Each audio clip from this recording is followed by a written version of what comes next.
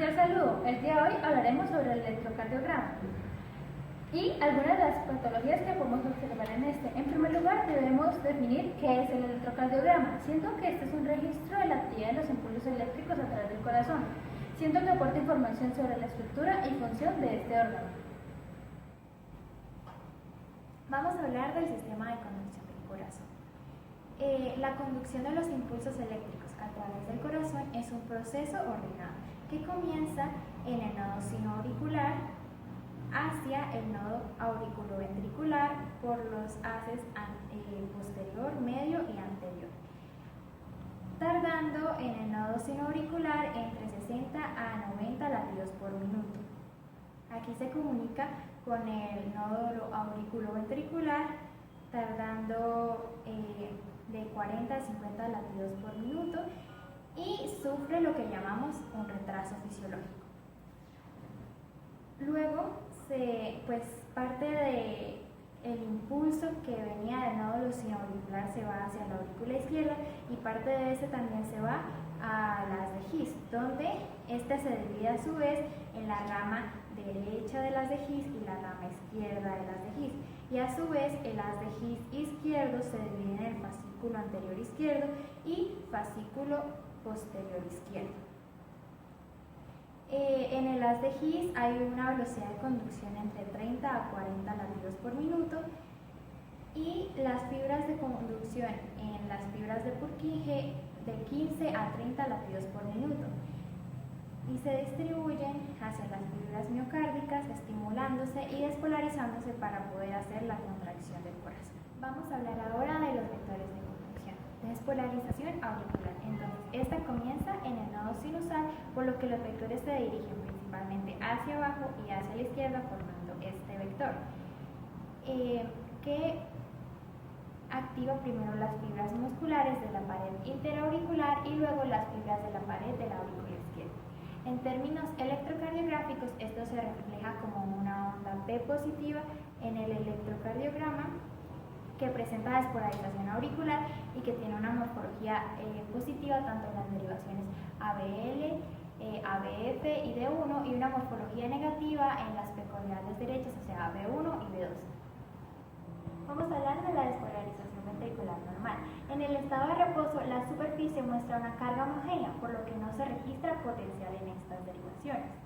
Luego, la primera región que se despolariza en el lado izquierdo del tabique ventricular, generando una fuerza que se aleja de ABL de flexión negativa, pero se dirige hacia ABF, generando allí una deflexión positiva, como vemos aquí.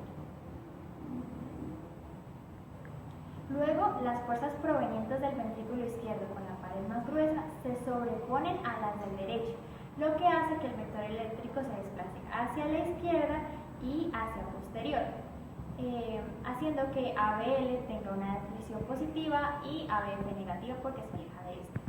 Al terminar, la despolarización de la superficie muestra una nueva carga homogénea y no se registra otra vez ninguna fuerza eléctrica adicional. Luego sigue la repolarización, donde los vectores de repolarización se dirigen hacia afuera del corazón, o sea, desde el epicardio hacia el endocardio y de derecha a izquierda y hacia anterior e inferior a superior, mirando este vector que vemos acá. Los electrodos son dispositivos que se ponen en la piel de los pacientes para registrar la actividad eléctrica del corazón. Cuando un estímulo se acerca al electrodo, va a haber una deflexión positiva en la onda, en el patrón del electrocardiograma, y cuando se aleja, va a haber una deflexión negativa. Cuando el estímulo es perpendicular al electrodo, va a haber una onda bifásica, que es que tiene una parte positiva como negativa.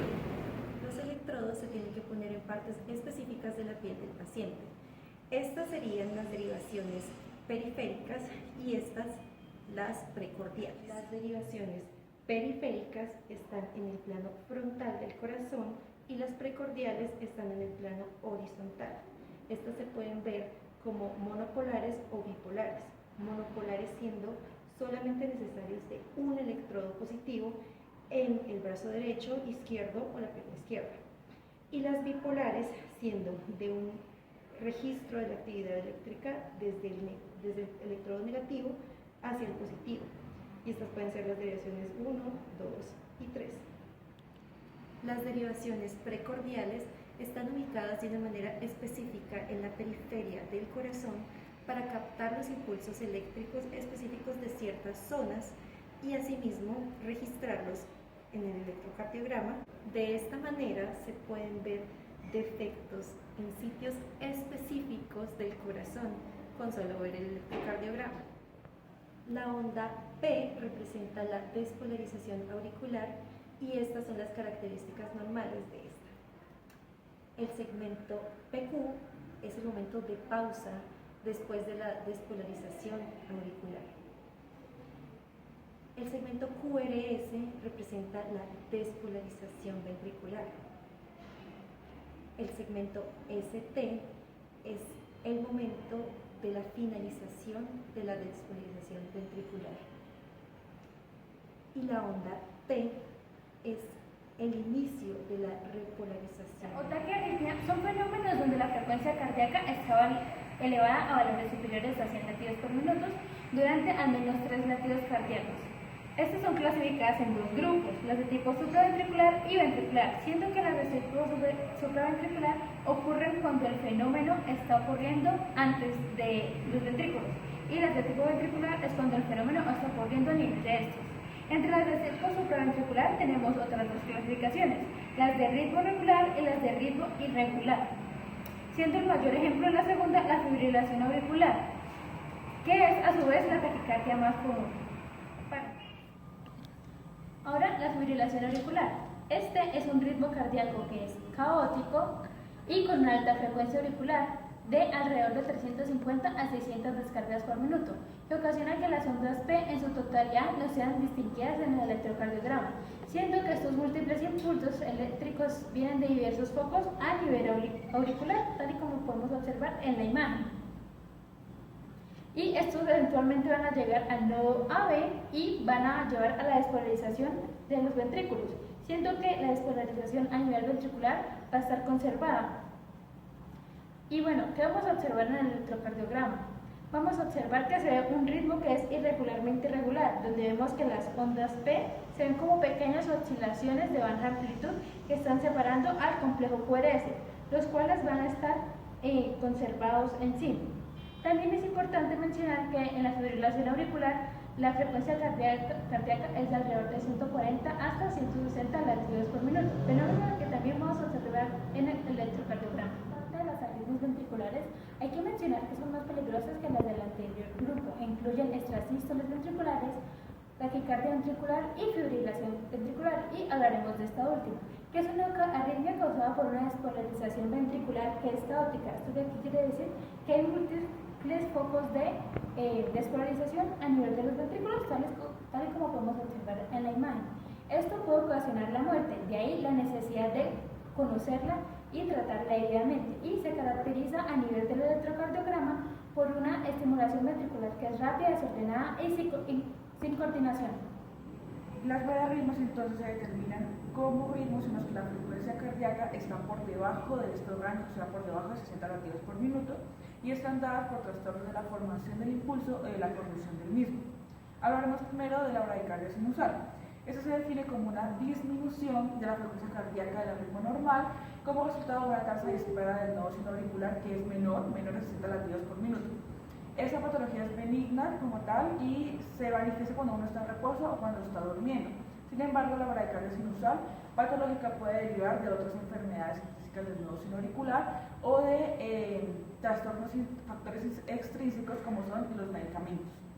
El síndrome del nodo enfermo es esta bradicardia inapropiada generada por la disfunción intrínseca del nodo sinoauricular. Este síndrome puede tener otros síntomas como lo son el mareo, la confusión y el síncope. A continuación hablaremos de los bloqueos auriculoventriculares. Estos son desencadenados por el compromiso de la conducción entre las aurículas y los ventrículos y tenemos 3 grados. El bloqueo auriculoventricular de primer grado evidencia como una prolongación del intervalo PR, que es mayor a 0.2 segundos, y este intervalo revela un retraso entre la conducción y la despolarización de los aurículas y los ventrículos. Los bloqueos AB de grado 2 son aquellos en los que hay una falla intermitente de la conducción auriculoventricular, por lo que algunas ondas P no irían seguidos de un complejo QRS. Hay dos tipos. Entonces tenemos el tipo 1, en el que el grado de retraso AB incrementa de forma gradual con cada latido hasta que hay un impulso que se bloquea por completo, que sería este de aquí.